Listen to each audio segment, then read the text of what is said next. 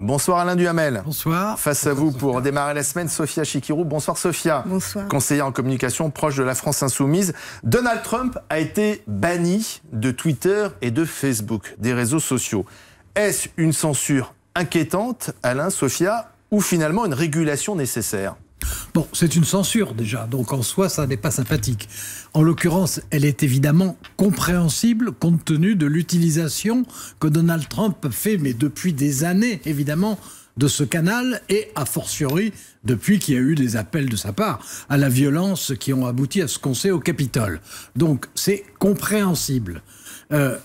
En même temps, ce qui est suspect, et j'en profite pour dire, on y reviendra sûrement, que moi je suis pour une modération, que je suis pour une régulation, etc. Mais évidemment, ce qui est suspect, c'est le moment et les auteurs. Parce que le moment, s'ils avaient fait ça il y a 1 an ou il y a 2 ans en disant vraiment, ils charrient, ça n'est pas possible, on ne peut pas continuer comme ça. Bon, on en aurait discuté, mais on pouvait le comprendre. Là, évidemment, ça fait très opportuniste, après les images du Capitole. Bon, et puis d'autre part, et c'est eux qui ont quand même une grande part de la responsabilité. C'est-à-dire qu'on a le sentiment, enfin moi j'ai le sentiment, à tort ou à raison, qu'ils cherchent surtout à se défausser. Sophia Chikirou, alors Donald Trump, à la fois les réseaux sociaux, pendant longtemps, on les a accusés de ne rien faire. Là, ils agissent et ils sont accusés de censurer la parole. Ce qui est vraiment inquiétant dans ce qui est en train de se passer, c'est d'abord que ce sont plusieurs réseaux sociaux qui agissent et prennent la même décision au même moment. Que c'est une suppression du compte de Donald Trump définitive. C'est les entreprises privées. Ce sont des entreprises privées, c'est en tout cas l'argument qu'elles font valoir. Ce qui est inquiétant, c'est quoi? C'est que d'abord, elles se placent au-dessus des lois et de la décision d'une justice. C'est-à-dire qu'elles se font juges au nom de leurs conditions d'utilisation.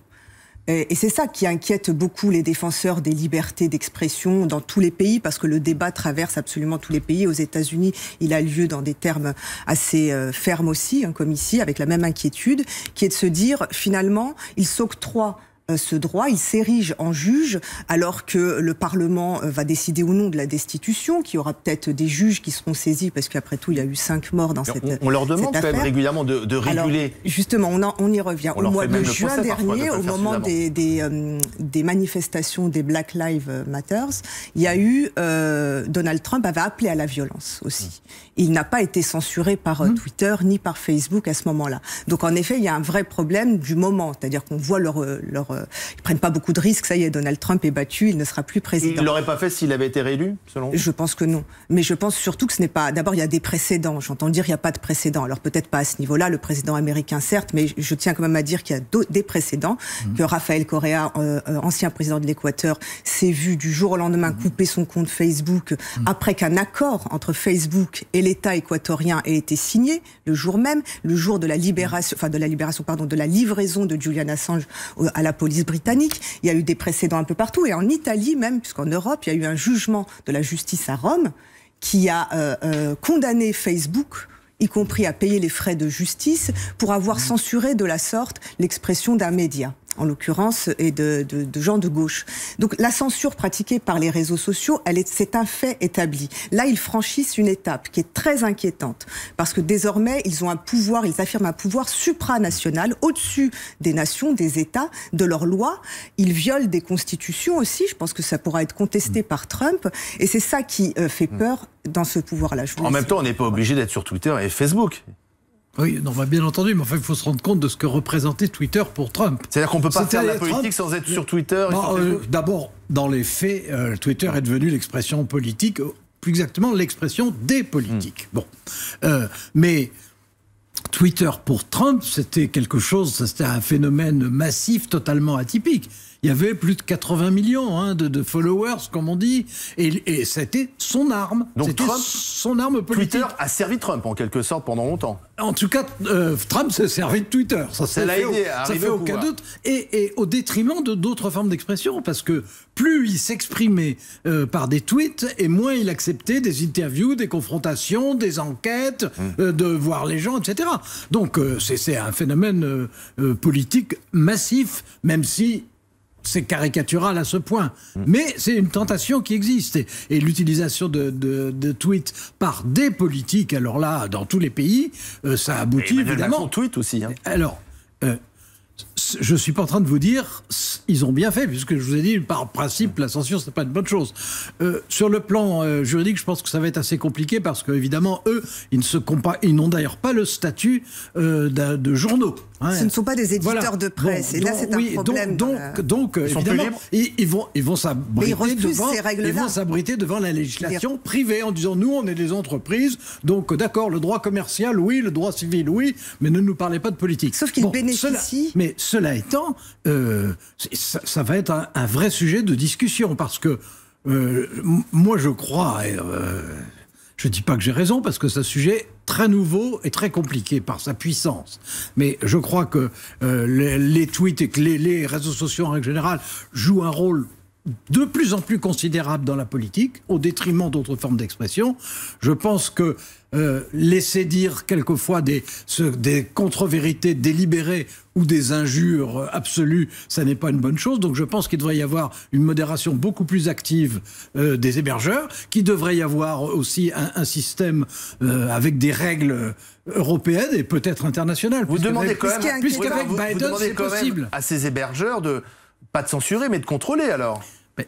Et d'ailleurs, théoriquement, ça existe. Simplement, c'est fait de façon extrêmement restrictive et surtout, généralement, trop tard. Mais il faut se rendre compte de la puissance que ça représente. Et toute forme de puissance politique a aussi besoin d'être regardée. Mais il faut des contre-pouvoirs. Là, alors, ce que je comprends bien, je suis votre logique. En quelque sorte, celle de Sophia Chikou, parce que Twitter et Facebook ils ont donc censuré Trump, et vous demandez qu'on régule aussi les réseaux sociaux, que l'État régule ces réseaux sociaux. Il faut se poser la question, mais tout le monde se la pose, mais personne n'ose les affronter en réalité. On sait bien que c'est une superpuissance. Les GAFAM sont tellement puissants que même pour les chasser, pour qu'ils payent l'impôt, on n'arrive pas à leur faire payer l'impôt. Donc déjà, c'est un vrai problème. Ils ne payent d'impôt nulle part. Alors eux, c'est facile. Et donc ils sont au-dessus des lois sur l'impôt. Non, ils n'en payent pas. Je vous assure que même aux États-Unis, ils n'en payent pas. Ils trouvent toujours le moyen d'aller dans des États. Enfin, ils paient 6% quand ils devraient payer 20% ou 30%. Ils ne payent même pas d'impôt. Mais 6% serait déjà pas mal. Non, ce qui est inquiétant, ce sont leurs conditions. Ils se cachent derrière les conditions d'utilisation. Ils disent, vous avez signé, vous avez accepté nos conditions d'utilisation pour qu'on récupère vos données, etc. C'est du droit commercial. Sauf qu'à travers ces conditions... voilà, au départ, c'est du droit commercial. Sauf que là, ils vont plus loin. Ils sortent de la logique commerciale et financière. Ils entrent dans une logique politique, qui est celle d'un média social, de médias sociaux et non plus de donc seulement de réseaux. Donc il devra avoir les règles que les médias traditionnels doivent... Exactement. Donc être reconnus, avoir le statut d'éditeur. Mais pourquoi ils n'en veulent pas? Ils se sont opposés à ce statut d'éditeur qui avait été posé, c'était à l'époque sous Hollande, et quand il y avait les négociations notamment avec Google, ils s'opposent à ce statut d'éditeur parce que ça les rend responsables des contenus qui sont publiés. Ils ne veulent pas de cette régulation-là. Je rappelle quand même qu'ils ont permis, qu'ils ont censuré, par exemple au mois de juin dernier aux États-Unis, ils ont censuré plus de 1000 groupes antifascistes proches des mouvements sociaux. Ils les ont censurés en même temps qu'ils censuraient 700 groupes à peu près, un peu plus. Sur quel motif ? Sur quel motif? Il n'y en avait pas. Ils n'ont aucune obligation à le dire. Oui, c'est ça. Ils peuvent exactement. Et ils peuvent dire ça ne correspond pas à nos règles. Exactement. Bon. Donc ils ont des règles qui sont une idéologie d'une certaine façon aussi. Ils posent une idéologie. Face à cette puissance non contrôlée, y compris par les plus grands États et par les plus puissants, il y a quand même une réaction qui se produit. Et en ce moment, par exemple, il y a des discussions assez avancées au plan européen dont Thierry Breton s'occupe et qui fait des propositions. Qui aboutira à la loi Avia, l'équivalent, c'est-à-dire légaliser leur intervention. C'était ça la loi Avia. Oui, non, je sais. C'était leur permettre de censurer de cette façon-là, de façon légale en France. Parce que pour le moment, c'est pas légal. Si on trouve des moyens juridiques, on peut toujours trouver des moyens juridiques quand un État le veut. Si on trouve des moyens juridiques pour les responsabiliser, pour les contraindre, eux, à modérer effectivement ce qu'ils font. Sous l'impulsion allemande, parce que la seule chef d'État européen à avoir une position où elle a fait savoir que c'est Madame Merkel, donc qui a fait savoir que ça lui posait problème, que c'était problématique, c'est le terme employé. Donc pour le moment, c'est les seuls à avoir exprimé ça. On n'a pas entendu Macron là-dessus, on a entendu Bruno Le Maire, excusez-moi, Monsieur Duhamel. Bruno Le Maire, il dénonce. Bruno Le Maire parle même d'oligarchie digitale, donc c'est un terme limite gauchiste. il est du côté des insoumis, ça c'est bien clair. Mais donc on voit que le problème est très important et qu'il y a un problème de poids face à eux. J'ai une question sur Trump aussi. Sur le plan européen, il y a en ce moment une législation qui est en cours d'élaboration et qui est portée par Thierry Breton, qui en plus connaît bien le sujet compte tenu de ses La loi Avia visait antérieures. justement à correspondre à cette législation européenne. La question est de savoir est-ce qu'on pèse suffisamment aujourd'hui pour que cette législation européenne conforte les GAFAM par exemple en remettant la loi Avia, la refaisant passer, ou est-ce qu'elle les bloque complètement? On pèse plus maintenant qu'hier, ne serait-ce que parce que c'est au plan européen que ça commence à bouger, que Joe Biden est plutôt favorable à ce genre de choses, et que en plus, ils se sont mis, si j'ose dire, dans le pire des cas, en laissant faire les choses et en réagissant à contre-temps et de façon visiblement intéressée. Alors ça c'est les réseaux sociaux, mais Trump, puisque vous me dites, finalement, il est arrivé au pouvoir grâce aux réseaux sociaux, sans les réseaux sociaux, c'est terminé pour Trump, il n'existe plus politiquement? Mais je pense vous auriez raison s'il n'y avait pas d'autres réseaux sociaux imaginables, mais